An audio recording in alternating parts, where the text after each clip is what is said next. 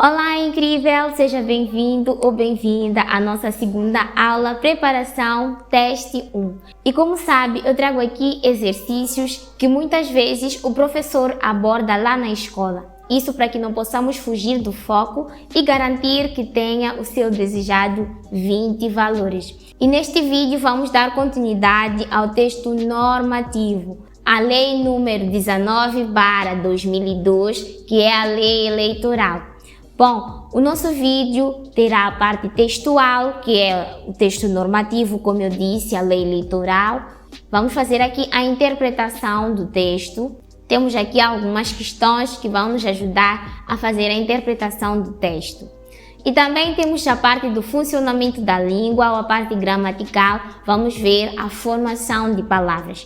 Parte gramatical tem a ver com a formação de palavras, onde nós falamos de verbos, de adjetivos, entre outros. Então, na parte do funcionamento da língua, vamos ver a formação de palavras. Sem mais delongas, vamos à nossa aula.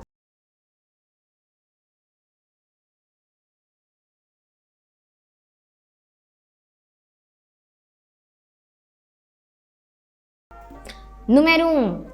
Explica de que forma se procede à eleição dos presidentes dos conselhos e das assembleias.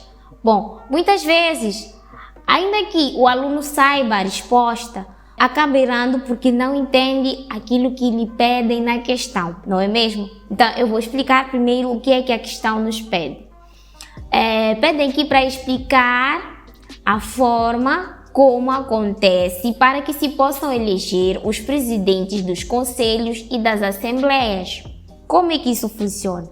Presidente dos conselhos, por exemplo, nós sabemos que precisamos de pessoas que nos representem em certas áreas da sociedade, não é mesmo? Nós elegemos o presidente, elegemos o chefe de quarteirão, elegemos o chefe de turma dentro da sala de aulas, elegemos o ministro da Agricultura, o ministro da Educação, entre outros. Então, aqui estão a pedir para explicar como é que procede a eleição dos presidentes dos conselhos e das assembleias. A resposta dessa questão encontramos lá no artigo 2 do texto, não é? Encontramos no artigo 2, eleição dos órgãos autárquicos. Vamos lá ver aqui o número 1. Os presidentes dos conselhos e das assembleias são eleitos por sufrágio universal. O que é isso de sufrágio universal?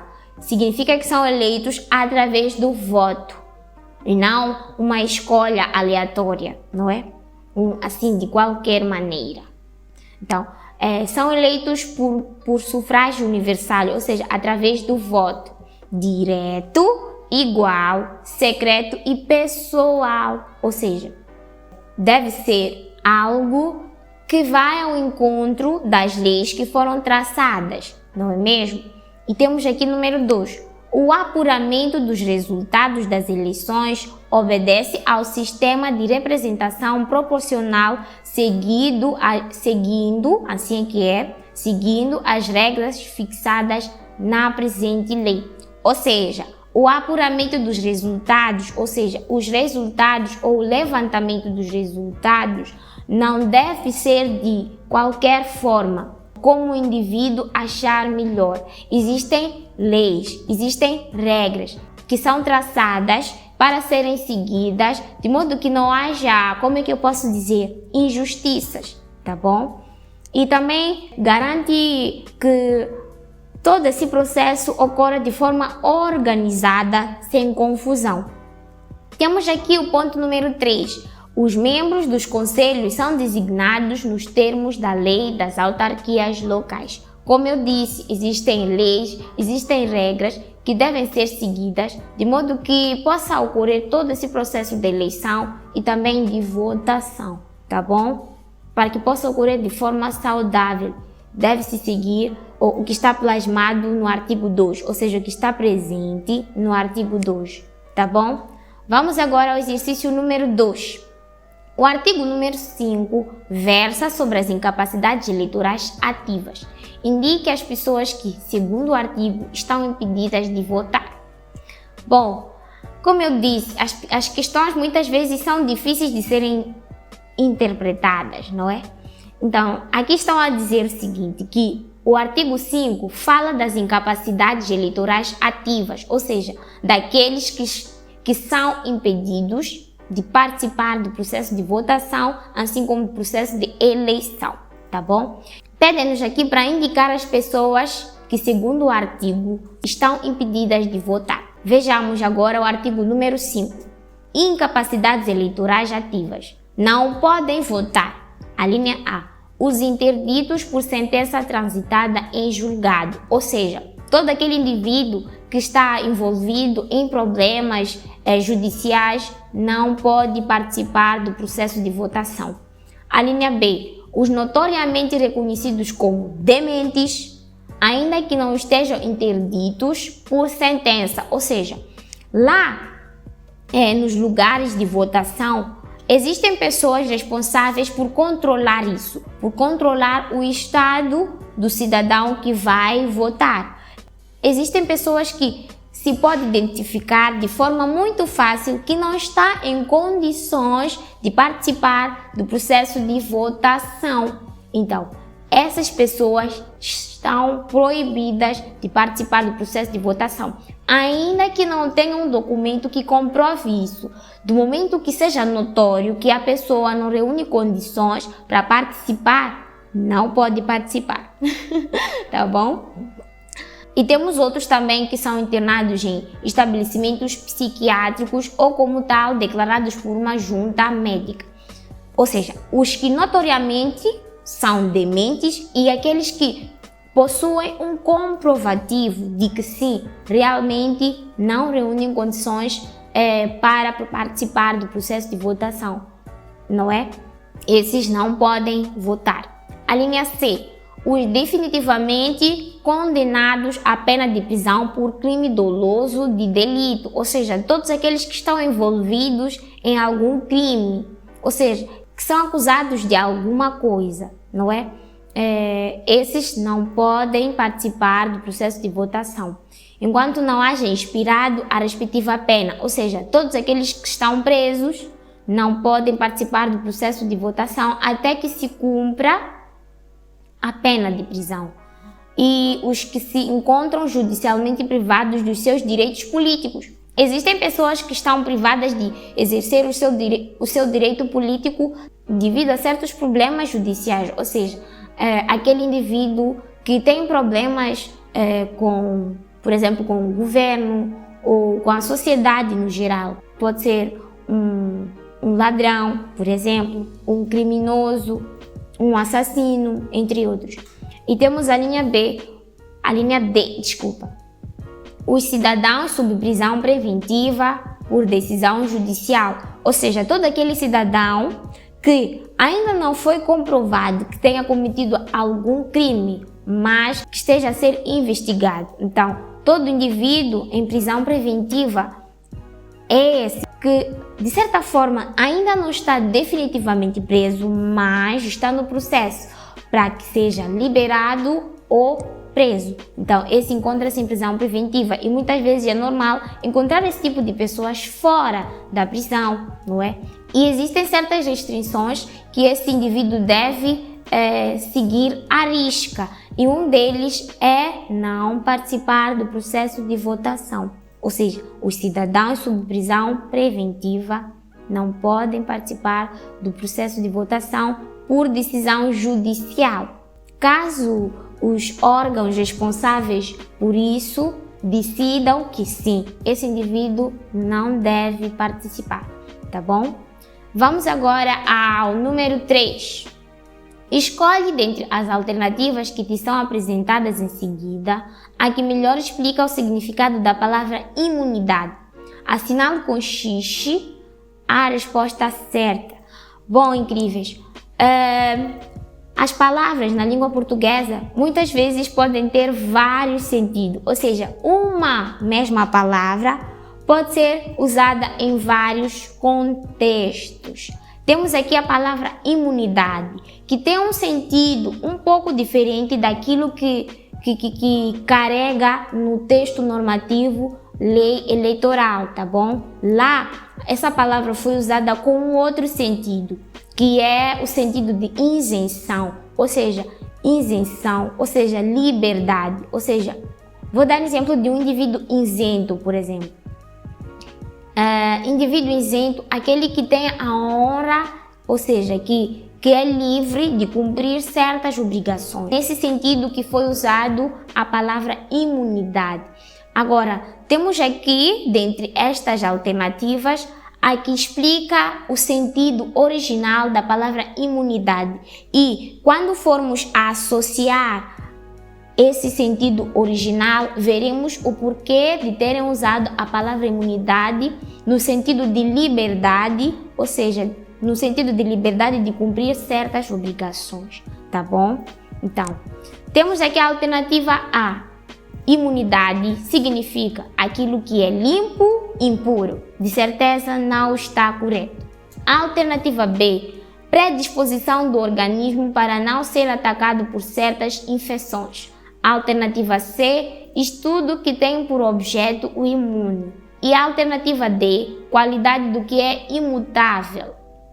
Bom, tendo explicado que imunidade está próximo de isenção, então podemos perceber que a resposta correta é B, predisposição do organismo para não ser atacado por certas infecções, tá bom? Então, um indivíduo com uma imunidade alta está isento de ser atacado por certas infecções, tá bom? Temos o exemplo da Covid-19. Muitos indivíduos com imunidade baixa foram, de certa forma, atacados por essa doença. Não só quando temos uma imunidade baixa, corremos grande risco de ser atacado por infecções e contrair doenças de forma muito fácil, tá bom? Então, esse é o sentido literal da palavra imunidade, o sentido original, podemos assim dizer, da palavra imunidade, mas no texto foi usado como isenção, ou seja, livre de alguma coisa, tá bom? Lembrar que as palavras, elas têm vários significados, ou seja, as palavras, elas têm vários sinônimos, tá bom? E também dizer que não existem sinônimos completamente perfeitos, tá bom? E lembrar que não existem sinônimos completamente perfeitos, tá bom? É preciso prestar atenção para que então possa usar as palavras de modo que a frase que formos já falar ou escrever tenha sentido, tá bom? Agora vamos à última parte da nossa aula, que é a parte gramatical ou sobre o funcionamento da língua. Vamos falar aqui da formação de palavras. Número 4. Classifica as seguintes palavras quanto ao seu processo de formação. A linha A, igualdade. Bom, a palavra igualdade é derivada por sufixação. Como podem ver, temos aí um sufixo destacado azul, igualdade. Da palavra igual acrescentou-se dade. Temos aí uma nova palavra derivada por sufixação. Sufixo porque está depois da palavra mãe, tá bom? Que é igual. A linha B, independente. Essa palavra é derivada por prefixação. Porque temos aí um prefixo destacado azul.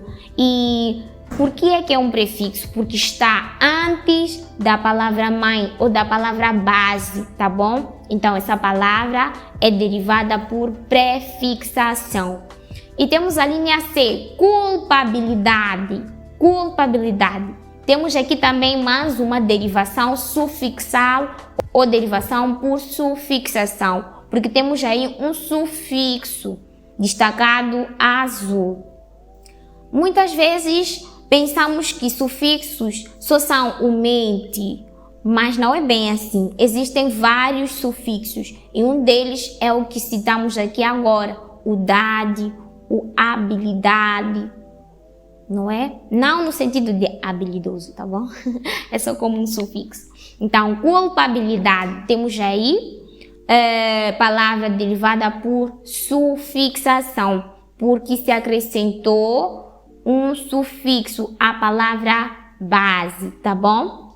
E de seguida temos aqui a alternativa D, ataque. Ataque. Estamos perante uma formação de palavra irregular. E temos aí a derivação regressiva. Derivação regressiva é aquela em que se formam novas palavras, é aquela em que se formam nomes a partir de verbos. Por exemplo, ataque é um nome que surgiu do verbo atacar. Derivação regressiva. A linha é proteção. Proteção também é derivação regressiva, que vem do verbo proteger, tá bom? O verbo proteger originou o nome proteção, tá bom? Derivação regressiva. E a linha F, defesa. Defesa também é derivação regressiva. Defesa que vem do verbo defender, tá bom? E temos aí G, assegurados. Vejamos agora que temos uma palavra um pouco esquisita, não é? É derivada por prefixação e sufixação. Lembrar que, para além do sufixo ou prefixo in, e, temos outros prefixos. Nesse caso, a palavra assegurados, nem temos aí um prefixo diferente, o as, destacado a azul. E de seguida temos o sufixo ados, não é? Então, essa palavra é derivada por sufixação e prefixação, porque associou-se à palavra base um prefixo e um sufixo, tá bom? Preste muita atenção. E por fim, H, publicamente. Então, temos aí uma palavra derivada por sufixação, porque se acrescentou à palavra base o sufixo mente, que é muito comum. É muito fácil acertar quando temos lá o mente como sufixo, o in como prefixo, não é? Porque já estamos familiarizados, aprendemos isso desde o ensino primário, mas agora estamos no ensino secundário, segundo ciclo, há necessidade de aprender novas coisas, não é? Saber que nem sempre as coisas serão fáceis. Então, é só tomar mais cuidado. Bom, incrível, chegamos ao fim desta aula.